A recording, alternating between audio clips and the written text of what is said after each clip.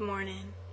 This video is titled One Word That Can Keep Us from Sin, and you might expect it to be hell, but it's not this time, although that would make an interesting video. This word is actually a Hebrew word, and it's pronounced acharit, and it means the end, the outcome. We only see the present and the past. We don't know what is behind the sin in the future for us. Would Esau have traded his birthright had he known really what it would cost him?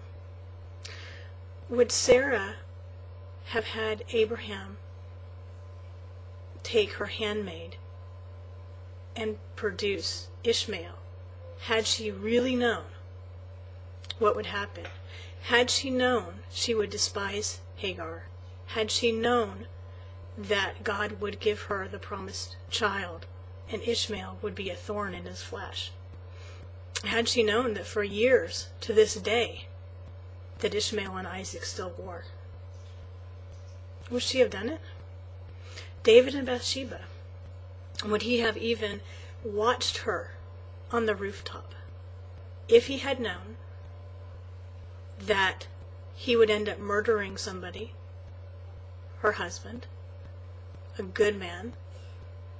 Had he known that the firstborn son that he had with Bathsheba, God would take as punishment?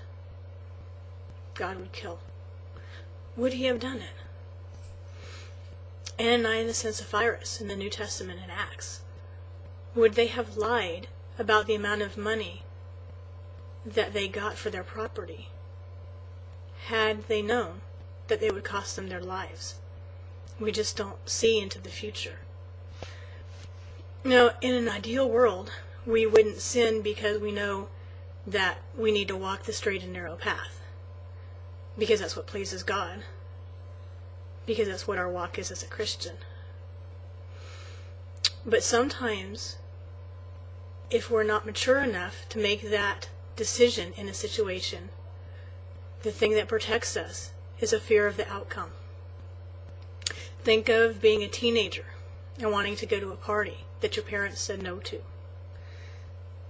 And the thing that may keep you from sneaking out of the house is that you know your dad will catch you, and you don't want to pay those consequences. It's the acharit, it's the outcome.